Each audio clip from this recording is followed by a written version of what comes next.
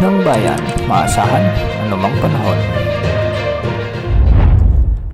Magandang araw po sa ating lahat. Ngayon ay araw ng Linggo, June 22, 2025 at narito na ang latest update sa magiging lagay ng ating panahon. Sa kasalukuyan ay umiiral muli ang southwest monsoon o hanging habagat na siyang nakakaapekto sa kanlurang bahagi ng Luzon, samantalang intertropical convergence zone naman ang nakakaapekto sa bahagi ng Mindanao. Dahil nga sa pag-iral ng intertropical convergence zone ay magiging maulap ang mga kalangitan na may mga kalat-kalat na pagulan at thunderstorms sa buong Davao Region kasama na ang Soc Sargent. Kaya ang mga lugar na ito ay pinapayuhang mag-ingat o maging alerto sa banta ng mga pagbaha o pagguho ng lupa, lalo na kung may mga katamtaman at minsan ay malalakas na pag-ulan.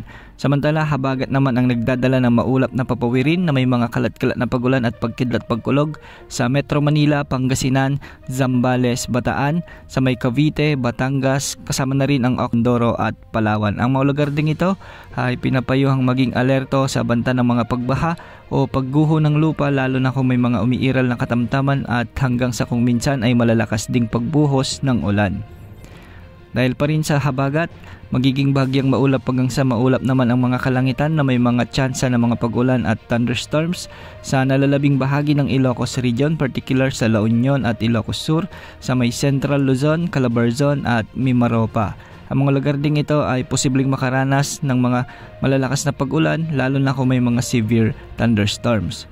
At para naman sa nalalabing bahagi ng ating bansa, localized thunderstorms naman ang magdadala ng bahagyang maulap hanggang sa maulap na kalangitan na may mga isolated rain showers and thunderstorms. Kaya posible pa rin ang banta ng mga flash floods at landslides, lalo na kung may mga umiiral na severe thunderstorm. Sa mga susunod na araw ay mas lalakas pa ang pagbugso ng habagat, kaya paghandaan ito, lalo na yung mga nakatira sa kanlurang bahagi ng Luzon at Visayas, dahil sa unang linggo ng Hulyo ay posibleng mas malakas ang pagbugso nito. Ibig sabihin nito, mas malawakan at mas malalakas hanggang sa matitinding pag-ulan ang posibleng maranasan ng mga lugar na nakatira sa kanlurang bahagi ng ating bansa. Kaya pinaghahanda na natin ang ating mga kababayan sa posibleng maging epekto ng habagat sa mga susunod na araw o linggo. Para naman sa lagay ng mga pag-alon sa ating karagatan, ang mga pag-alon sa extreme northern Luzon ay posibleng umabot hanggang 1.2 meters.